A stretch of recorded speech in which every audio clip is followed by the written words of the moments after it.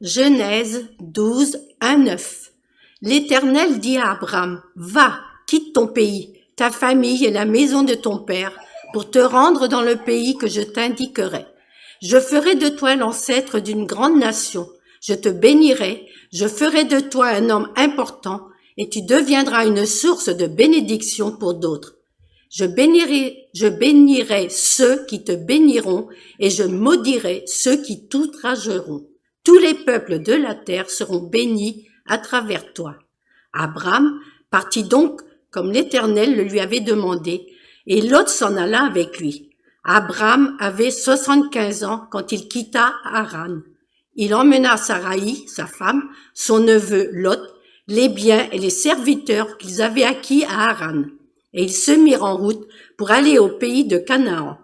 Quand ils furent arrivés, Abraham traversa le pays jusqu'à un lieu appelé Sichem, jusqu'aux chênes de Moreh. À cette époque-là, les Cananéens habitaient le pays. L'Éternel apparut à Abraham et lui dit, « Je donnerai ce pays à ta descendance. » Abraham érigea là un autel à l'Éternel qui lui était apparu. Puis, il leva son camp pour se rendre dans la région montagneuse à l'est de Béthel. Il établit son campement entre Béthel à l'ouest et Haï à l'est. Il y construisit un autre autel à l'Éternel et le pria. Ensuite, Abraham repartit vers le sud. D'étape en étape, il gagna le Néguev. Hébreux 11, 8, 12. Par la foi, Abraham a obéi à l'appel de Dieu qui lui ordonnait de partir pour un pays qu'il devait recevoir plus tard en héritage. Il est parti sans savoir où il allait. Par la foi, il a séjourné en étranger dans le pays qui lui avait été promis, vivant sous des tentes, de même qu'Isaac et Jacob qui sont héritiers avec lui de la même promesse. Car il attendait la cité au fondement inébranlable dont Dieu lui-même est l'architecte et le constructeur. Par la foi, Sarah, elle aussi, qui était stérile, a été rendue capable de devenir mère alors qu'on en avait depuis longtemps dépassé l'âge. En effet, elle était convaincue que celui qui avait fait la promesse est digne de confiance. C'est pourquoi aussi, d'un seul homme, plus encore, d'un homme déjà marqué par la mort, sont issus des descendants aussi nombreux que les étoiles du ciel et que les grains de sable que ne seraient comptés sur le rivage de la mer.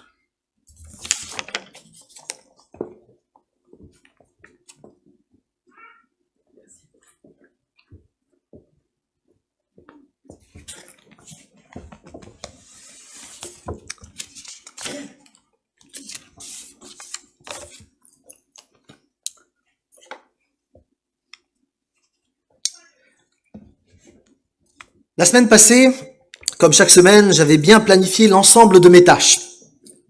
Le lundi, c'est une journée particulièrement chargée, probablement pour vous aussi, c'est le début de semaine.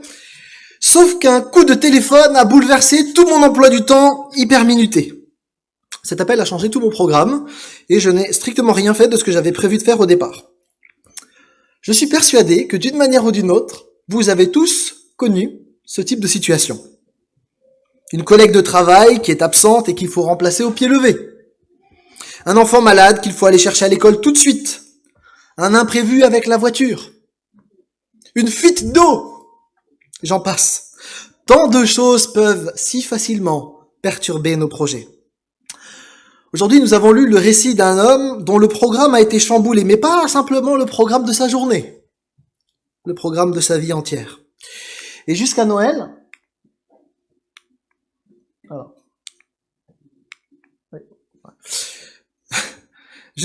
nous allons cheminer avec Abraham, que Dieu a appelé à tout quitter. Nous allons suivre Abraham dans son cheminement. Nous allons marcher avec lui, à ses côtés.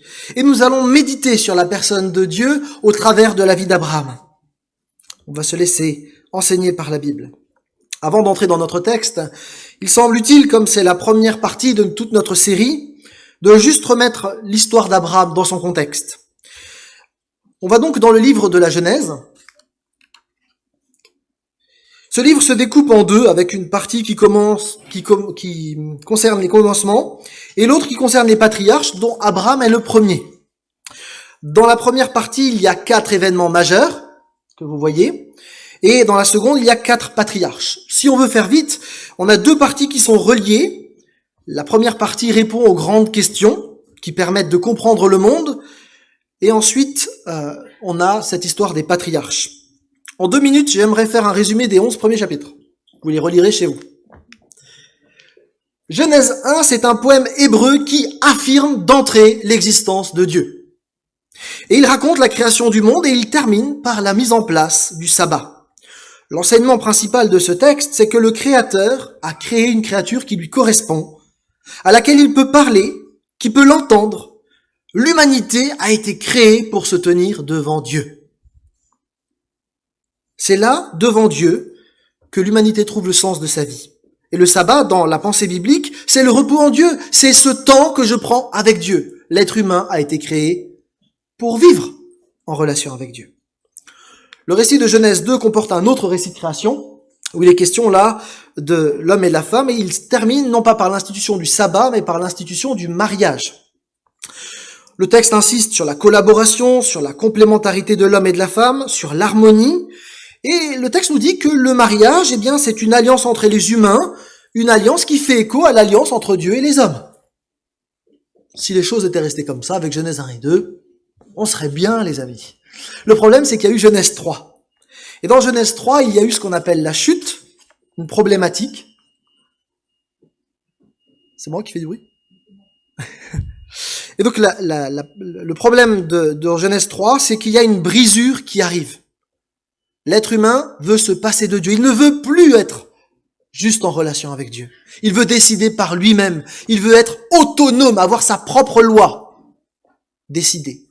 Et là, il y a toute une série de brisements qui arrivent. Alors, malgré ces brisures, Dieu démontre son amour. Il va à la recherche des humains pour justement rétablir ce qui est brisé. Et on a déjà une promesse en Genèse 3,15 où Dieu annonce qu'il y aura un sauveur qui va tuer le serpent mais qui sera blessé mortellement. Genèse 4 montre le péché qui se répand avec le fils d'Adam qui tue son frère. Et puis ensuite la faute d'Adam, on peut dire qu'elle a ouvert la porte à toutes les autres qui suivront. Le péché s'est répandu, il a couvert le monde entier et Dieu a alors choisi de proposer un nouveau départ. Noé et sa famille vont être choisis et être sauvés par la foi en construisant un bateau et en montant dans cette arche en plein désert là. Et un nouveau départ est lancé. Mais c'est un faux départ. Le péché est toujours là. Rien n'a changé. L'orgueil de l'homme qui veut vivre sa vie sans Dieu trouve son apogée à Babel. À Babel, ce lieu qui était normalement la porte des dieux, la porte des cieux, l'endroit où l'homme pouvait entrer en relation avec les divinités, ce lieu est devenu le lieu de la dispersion. L'accès à Dieu est barré. Tout semble perdu. Sans espoir à la fin de ces chapitres 11. Le ton du texte est profondément triste, on est très loin de Genèse 1. Désormais, tout semble fini. L'homme ne peut pas entrer en relation avec Dieu. C'est impossible. Mais ce qui est impossible aux hommes est possible à Dieu.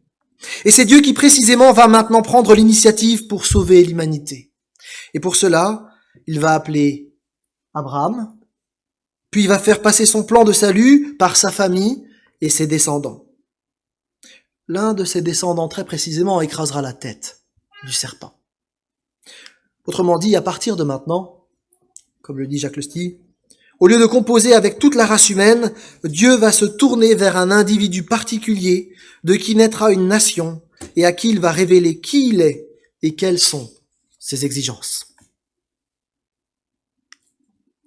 Mais pourquoi Abraham? Genèse 12, verset 1 à 3 nous dit que Dieu appelle Abraham et dit « Va, quitte ton pays, ta famille, la maison de ton père, je ferai de toi l'ancêtre, une grande nation, etc. etc. » Mais pourquoi Abraham? Pourquoi pas Serge? Pourquoi pas André? Pourquoi pas quelqu'un d'autre? Pourquoi lui? Certains pensent que Dieu choisit un homme qui avait le cœur orienté vers lui. Un homme d'une carrure exceptionnelle, l'un des personnages les plus importants qui ait vécu sur la terre, puisque 3 religions monothéistes, le judaïsme, l'islam et le christianisme, remontent jusqu'à lui. C'est probablement pas faux, mais je suis pas convaincu, moi, qu'Abraham avait quelque chose de spécial en réalité. Je me méfie des lectures qui font des héros bibliques des super-héros. En fait, je crois au contraire que c'était un humain très fragile, Abraham, avec énormément de faiblesses que nous allons voir tout au long des prochaines semaines. Mais Dieu l'avait choisi dans sa souveraineté.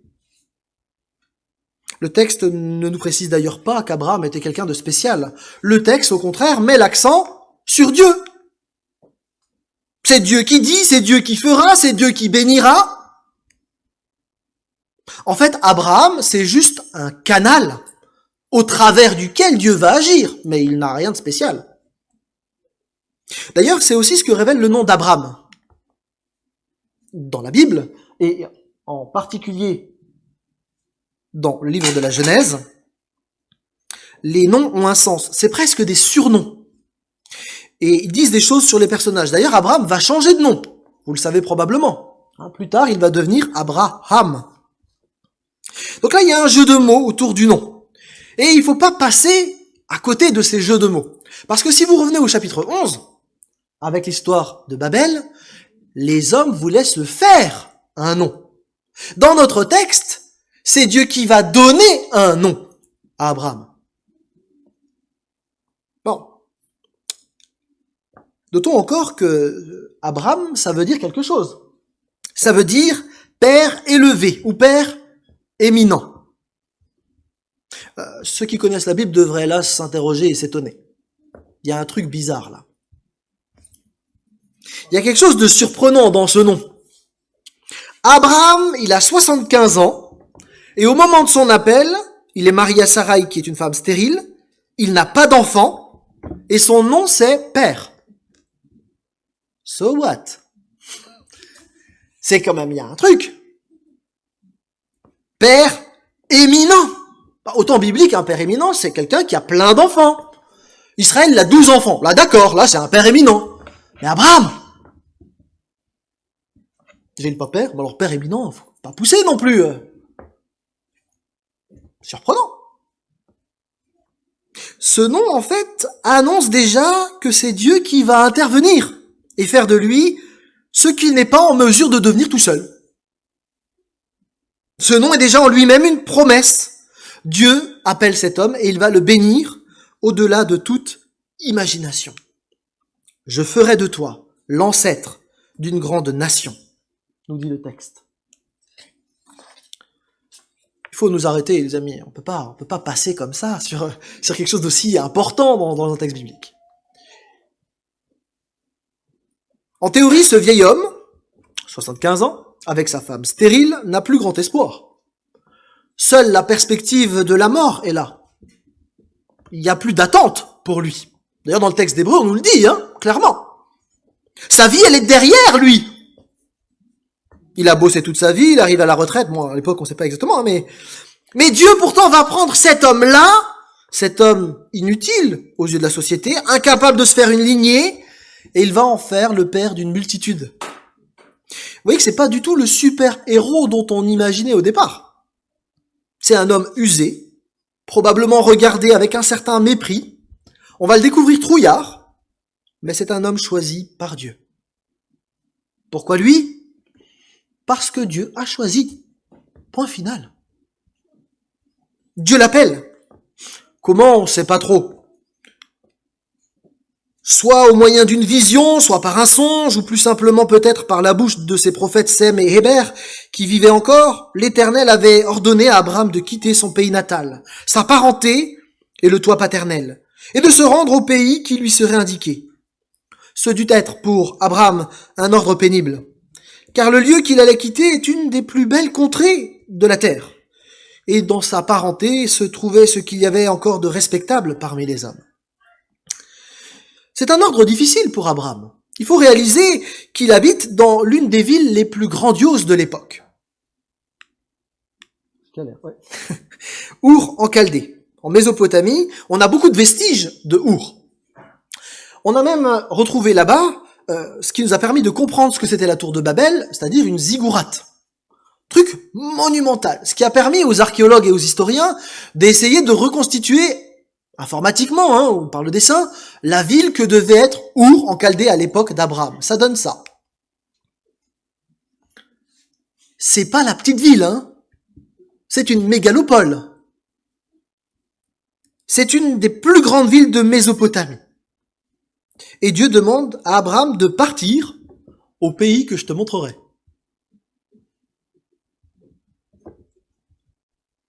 Abraham doit marcher par la foi, se mettre en route sans connaître le but du voyage. Avec cet appel, Abraham devient un étranger, un errant, un nomade en mouvement. Pourtant, à 75 ans, il aurait pu dire, bon ben ça va, moi j'ai vécu là, ça va, je vais me poser maintenant. Hein. Et puis, quand même, être père, c'est pas faute d'avoir essayé quand même à 75 ans. À 75 ans, on se fait plus trop d'illusions. Hein. Pourtant, Dieu l'appelle lui. Ça n'a pas de sens. Ça n'a aucun sens. Moi, j'aurais appelé Captain America ou Indiana Jones. Pas un vieil homme. Surtout pour avoir en bout du bout, le sauveur qui écrasera le serpent. Bah, ouais, c'est pas vendeur quand même le vieil homme. Mais c'est bien Abraham qui fut appelé par Dieu. Dieu avait fait son choix. Et ses choix ne sont pas contestables. L'appel que Dieu adresse nécessite une réponse et Abraham va répondre. Il va aller. Mais l'appel est un appel précis. Les mots utilisés dans ce verset 1, lech lecha, sont souvent traduits par va. En fait, il y a un peu plus dans ces deux mots. On peut les traduire par va vers toi, va deviens ce que tu es. Ce serait plus juste. Bon, au passage, il faut noter que l'ordre il est un peu étrange. Parce que quand vous regardez, normalement, on devrait être dans l'autre sens. On dit pas, voilà, quitte le pays, ta famille, ta maison, mais plutôt quitte ta maison, ta famille et ton pays. Là, vous avez une thèse de théologie à faire, donc je vous invite, si vous voulez réfléchir à la question pourquoi c'est inversé, j'ai rien trouvé d'intéressant dans les commentaires, donc je vous invite à y réfléchir. En tout cas, c'est essentiel de comprendre ici que Dieu invite Abraham à un saut, au saut de la foi, qui l'oblige à laisser ses sécurités, son passé derrière lui, pour s'orienter vers Dieu seul. On l'oublie peut-être un petit peu vite, mais Abraham doit aussi laisser toutes les divinités mésopotamiennes et suivre le Dieu qui l'appelle. Dieu dit à cet homme âgé, pars, deviens qui tu es, lâche ce que tu connais et fie-toi à ma parole seule. Et on comprend que la lettre aux Hébreux, finalement, dise, c'est par la foi qu'Abraham partit, parce que c'est vraiment le cas. Va, deviens qui tu es, Père éminent. En fait, cette expression, lech lecha, elle se retrouve que 2 fois dans le texte de la Genèse, même dans le Pentateuque. Une fois ici, et une autre fois quand Dieu va demander à Abraham d'aller sacrifier son fils. Avec lech lecha, la première fois, c'est laisse ton passé derrière toi et fais-moi confiance. La deuxième fois, c'est laisse ton avenir devant moi et fais-moi confiance. Va, fais-moi confiance. Pourquoi pas? Après tout, Abraham, il n'a pas grand-chose à perdre quand même. Peut-être qu'il a fait comme le philosophe Pascal, il a fait le pari de se dire, bon, j'ai rien à perdre, j'y vais. Dieu promet plusieurs choses à Abraham. Il y a 3 promesses dans notre texte. Je te ferai devenir une grande nation, je te bénirai, je rendrai ton nom grand, tu seras bénédiction et je bénirai ceux qui te béniront, je maudirai ceux qui te maudiront, toutes les familles de la terre seront bénies au travers de toi. On peut s'arrêter un instant. Je ferai de toi une grande nation. La promesse d'Abraham annonce la nation juive qui a conservé son existence à part depuis tant de siècles, ce peuple favorisé par des relations de Dieu, qui a vu dans son sein des prophètes comme Moïse, David, Ésaïe, et surtout qui a donné naissance à Jésus-Christ, le Seigneur et le Sauveur du monde. Si de plus on se rappelle que d'après la Bible, Abraham est spirituellement le père de tous les croyants, quel grand et illustre peuple que celui dont il est ainsi la tige au point de vue religieux. Ainsi, bien, au-delà du seul peuple juif, c'est l'ensemble des chrétiens du monde entier qui sont en vue dans notre texte. Pour un homme stérile, c'est pas mal. Enfin, pour un homme avec sa femme stérile, c'est pas mal. Non? Non, ça vous paraît normal. Vous êtes habitué au texte peut-être aussi. C'est assez incroyable.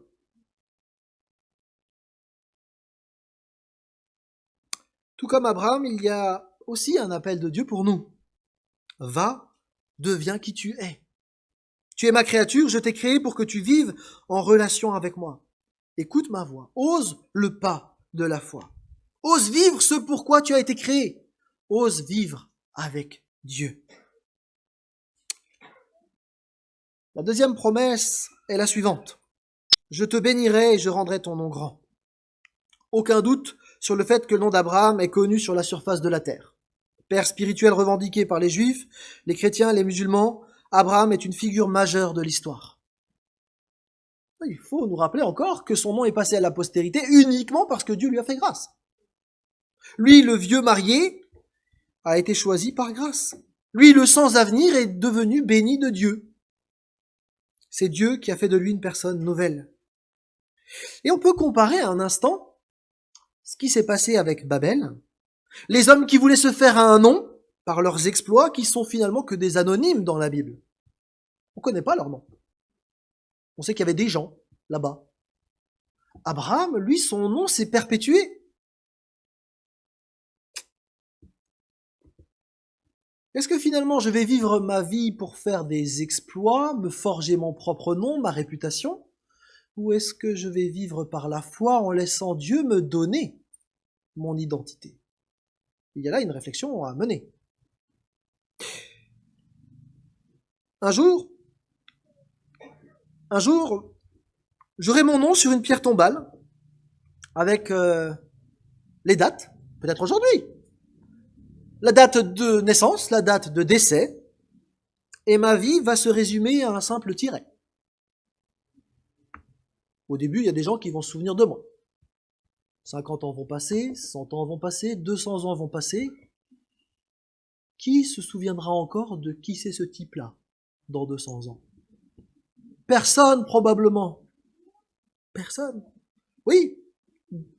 D'abord, oui, mais quand tu seras vieille et que toi aussi tu vas mourir et qu'ensuite tu seras tes enfants et puis tes arrière-petits-enfants et tes arrière-petits-enfants, est-ce que tu te souviens de ton arrière-arrière-arrière-grand-père? Je connais même pas son prénom. Ben non. Est-ce que finalement notre vie va être calée sur nos exploits d'aujourd'hui ou sur Dieu? La question vaut la peine qu'on se la pose. Par contre, celui qui ose le pas de la foi et qui se laisse conduire par Dieu aura un nom nouveau dans l'éternité. Et je bénis Dieu, il m'a sauvé en Jésus-Christ. Je bénis Dieu, il m'a donné une espérance et une éternité. Rappelez-vous dans les textes qu'on a lus dans l'Apocalypse, du vainqueur. Je ferai un pilier dans le temple de mon Dieu, dit Jésus-Christ, et il n'en sortira plus jamais. Je graverai sur lui le nom de mon Dieu et celui de la ville de mon Dieu, la nouvelle Jérusalem, qui descend du ciel d'auprès de mon Dieu, ainsi que mon nom nouveau. Dans l'éternité, j'aurai pas que un nom, j'en aurai 3. Manière de dire que je vais être comblé dans mon identité pleine. Ça vaut la peine de faire le pas de la foi. La dernière promesse qui est faite à Abraham, tu seras bénédiction. Et je bénirai ceux qui te béniront, etc. Là, on se rend bien compte que Dieu lance son plan de salut. Un plan de salut qui va aller jusqu'à Christ. Tous les peuples de la terre seront bénis au travers d'Abraham. Cette alliance que Dieu a proposée à Abraham est une alliance dans laquelle nous pouvons nous aussi entrer par Jésus-Christ, dans laquelle nous pouvons marcher. Nous pouvons nous aussi devenir le canal de la bénédiction de Dieu pour d'autres. Admettez que c'est peut-être plus intéressant comme projet que celui de construire un Babel dont toute personne ne se souviendra dans 200 ans. Alors évidemment, une dernière question se pose pour nous. Pourquoi pas moi? Dieu avait dit à Abraham, va, deviens qui tu es, fais-moi confiance. L'appel d'Abraham était un appel particulier. On n'est pas tous appelés à avoir une descendance comme celle d'Abraham. Elle est unique dans l'histoire. En appelant Abraham, Dieu met en place son plan de salut. Le plan de salut ne va pas transiter par nous. En tout cas pas de cette manière-là. En même temps, l'expérience d'Abraham, c'est aussi une expérience qu'il a vécue personnellement, intimement, en tant qu'humain. Et de ce côté-là, eh bien, on peut le vivre à certains égards. En appelant Abraham, Dieu l'a mis en marche pour qu'il reçoive une nouvelle identité, une nouvelle vie. Et pour Abraham, comme pour nous, c'est en allant là où Dieu nous propose d'aller que l'être humain se trouve lui-même. Va, Deviens qui tu es, mon enfant bien-aimé. Je t'ai créé, dit Dieu. Je désire vivre cette relation de père à enfant. Va, deviens qui tu es.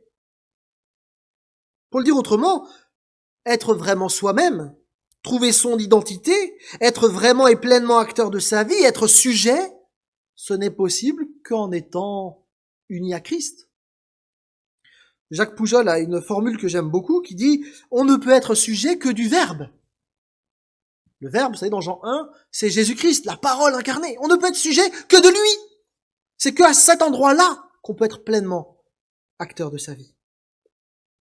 Rappelez-vous Genèse 1. On a été créé comme Abraham pour vivre en relation avec Dieu, pour marcher avec lui au quotidien, pour vivre son projet éternel. Et il s'agit de se mettre en mouvement, de larguer les amarres, de quitter l'ensemble de nos certitudes, de détacher les amarres de nos vies pour pouvoir suivre Christ jusque dans l'éternité. Dieu nous appelle à sa suite. Va, deviens qui tu es dans ce que j'ai prévu pour toi. Va là où je te dirai d'aller. Va en t'appuyant sur moi. Va par la foi, ne t'appuie pas sur ta propre sagesse. Va, ose me faire confiance, je t'aime, je te l'ai prouvé. Mais pour aller, il faut aussi quitter. Le pas de la foi, c'est pas si simple. Il y a quelque chose à couper. Il faut larguer les amarres. Il paraît que sur une île prison, celle de Robben Island, où fut enfermé par exemple Nelson Mandela, un détenu avait réussi à tromper la vigilance des gardes. Alors de nuit, il était monté dans un des bateaux, il avait déployé les voiles et il s'était caché sous une couverture, espérant tromper la garde et puis que le bateau allait dériver et qu'il pourrait ensuite s'échapper. Son espoir un peu naïf, c'était de penser qu'au matin, il serait loin. À sa grande surprise, le lendemain matin, il était entouré des gardes et le bateau n'avait pas bougé. Il n'avait pas coupé les amarres. Nous sommes les uns et les autres appelés à faire le pas de la foi, à oser couper les amarres. Couper ces amarres qui nous rassurent, qui nous permettent de pas tout à fait ou pas vraiment nous appuyer sur Dieu. Le pas de la foi, c'est se laisser interpeller par Dieu, chercher sa voie, faire ce qu'il demande quoi qu'il arrive. Le pas de la foi, c'est oser croire que Dieu sait ce qu'il fait même quand je comprends plus rien. Quand ça n'a pas de sens. Tout comme choisir un vieil homme pour dérouler son plan de salut. Le pas de la foi, c'est renoncer à la prétention de maîtriser les choses de ma vie plutôt que de tout lui soumettre. Le pas de la foi, c'est poser le prochain pas sans savoir ce qui va arriver ensuite, mais quand même faire ce pas. Le pas de la foi, c'est prier. Prier en disant à Dieu notre dépendance, en affirmant que nous le suivrons là où il le désire. Le pas de la foi, c'est une folie pour le monde. Normalement, à 75 ans, tu restes chez toi, tu commences pas à bouger.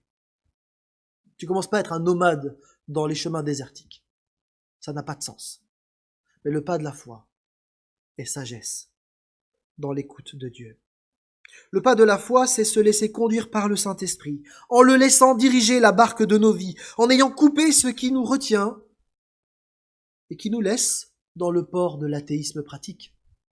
On peut affirmer qu'on est chrétien et vivre comme un athée lorsqu'on ne dépend finalement pas de Dieu. Va, deviens qui tu es, fais-moi confiance. Où en sommes-nous avec Dieu ce matin? Que l'on soit grand ou que l'on soit petit, on peut suivre Dieu très tôt. Où est-ce que j'en suis? Si j'affirme croire en Dieu, ma vie est nécessairement différente. Mes priorités changent. Ma manière d'agir pourra paraître parfois étonnante, curieuse, gênante parfois. La vie d'Abraham commence là. Lech lecha. Cet appel est pour nous. Lech lecha. Coupe les amarres. Vous savez, vivre par la foi, c'est pas une expression sympa qu'on peut utiliser n'importe comment. Vivre par la foi, c'est lâcher ma vie entre les mains de Dieu, en lui faisant pleinement confiance. On chante parfois, je te donne tout. Enfin, sauf ça, sauf ça, sauf ça. Mais sinon, je te donne tout. Sauf ça encore. Ouais, j'avais oublié. Si j'affirme que j'ai foi en Dieu, mais que je gère tout par moi-même et que je ne le laisse jamais me dire ce qu'il attend de moi, où est ma foi? Si ma vie entière, elle est marquée par mes décisions quand rien je ne me réfère à Dieu et que je me mets systématiquement en colère, quand Dieu ne fait pas exactement ce que moi j'avais prévu, où est ma foi? Lorsque je garde le contrôle sur tout, que je ne prie pas pour lui déposer des choses, où est ma foi? Chers amis, Abraham, c'était pas un super-héros. Il était incapable. Mais dans sa grâce, Dieu lui a permis de faire confiance. Et Abraham a coupé les amarres. Il a osé. Il a osé le pas de la foi. Ce qu'il avait compris de Dieu lui avait permis de faire le pas suivant. Il va encore apprendre plein de choses. Mais il a pu commencer. Il a dit, ok, j'en sais assez pour te faire confiance et faire le prochain pas. L'era.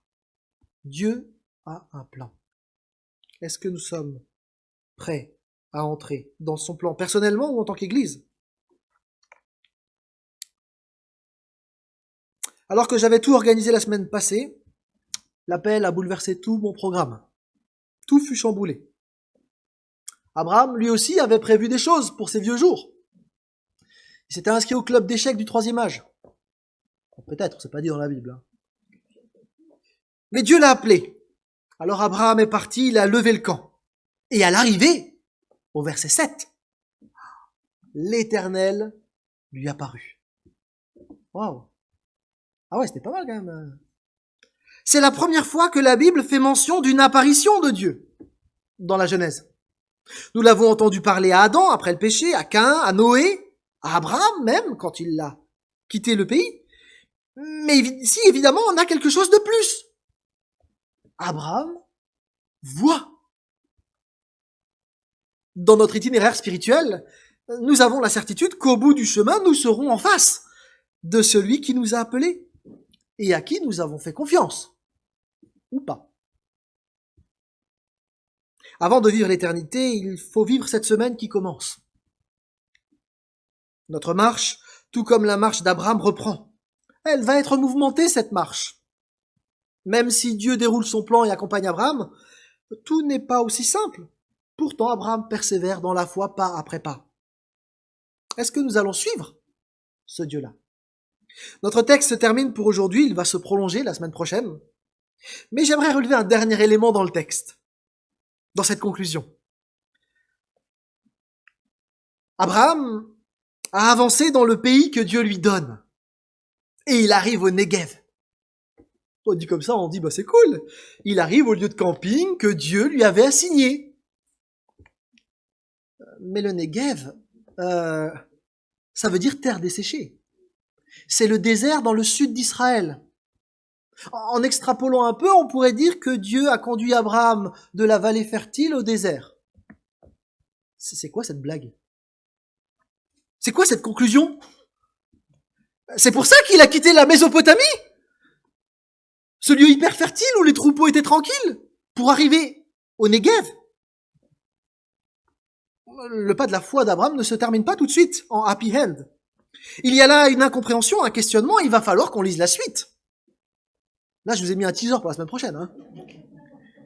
Le chemin de la vie, les amis, c'est pas une vallée de délices où tout coule.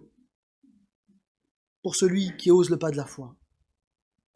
Dieu n'a pas dit son dernier mot. Il va donc falloir lire la suite pour comprendre ce qui se passe. Et pourtant, vous allez voir, même au Negev, Dieu n'a pas perdu de vue Abraham. Il fait route avec lui. Le moment de la joie parfaite arrive, mais c'est pas tout de suite. Abraham va devoir compter à nouveau sur Dieu pour le pas suivant.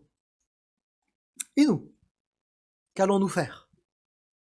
Cette semaine qui s'ouvre avec ses défis, avec peut-être le désert qui est devant nous, qu'allons-nous faire? Dieu nous appelle ce matin à faire le prochain pas de notre vie en lui faisant confiance. Je vous invite à prier. Seigneur notre Dieu, merci pour Abraham. Merci pour ce personnage trouillard qui n'avait rien pour lui, mais que tu as choisi. Merci parce que je me retrouve dans Abraham. Je ne me retrouve pas dans les super-héros. Mais toi, Seigneur, tu nous connais parfaitement. Tu dis tellement de fois dans ta parole, ne craignez pas, n'ayez pas peur, je suis avec vous. Parce que tu nous connais personnellement. Tu sais que nous sommes comme Abraham. Souvent déçus par nous-mêmes. Souvent avec ce sentiment d'incapacité. Mais Seigneur, toi, tu nous aimes. Seigneur, oui, nous voulons faire ce prochain pas de la foi. et nous voulons te suivre. Viens nous en aide pour la semaine qui s'ouvre. Nous t'en supplions. Que ton esprit nous dirige, que ton esprit nous interpelle, nous arrête, nous amène à voir les choses comme toi tu les vois. Et que nous puissions, comme Abraham, être des canaux de ta bénédiction pour d'autres. Amen.